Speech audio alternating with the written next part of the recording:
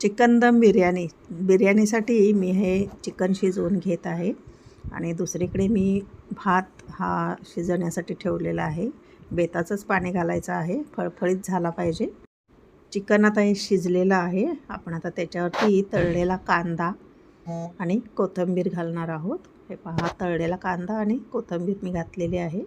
आणि आता हा आहे बिर्याणीचा स्पेशल मसाला. कोथिंबीर, आलं लसूण पेस्ट, लवंग, दालचीन, मसाल्याचा वेलदोडा, चक्रीफूल, थोडेसे मिरे असा खास मसाला आहे. धनेपूड, जिरेपूड हे सर्व एकत्र करायचं आहे. आता आपण बिर्याणीचे थर लावणार आहोत. तर पहिल्यांदा पातेल्याला असं तूप लावून घ्यायचं आहे 2-3 चमचे. त्यानंतर खाली तळाला भात पसरवायचा आहे.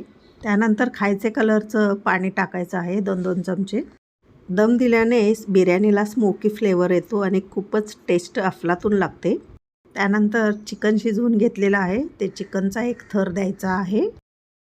चिकनचा थर झाल्यानंतर जो आपण खास स्पेशल मसाला केलेला होता तो टाकायचा आहे.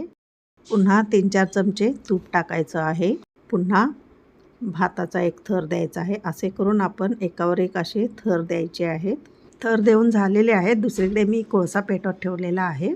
वरच्या थरावर आपण सिल्वर फॉईल ठेवायचे आहे आणि एका वाटीमध्ये मी हे कोळसे आता काढून घेतलेले आहेत. आपल्याला दम बिर्याणी करायची आहे म्हणून हा आपण पेटलेल्या कोळशाचा दम देणार आहोत. गॅसवरती तवा ठेवायचा आहे मंद गॅसवर आणि त्याच्यावरती आता हे पातेलं ठेवायचं आहे. फॉईलवर ही वाटी ठेवायची आहे आणि वरतून त्याच्यावरती खायचं तेल, शेंग तेल असो तुम्ही कोणतं वापरत असाल ते ओतायचं आहे आणि पटकन त्याच्यावरती झाकण झाकायचं आहे.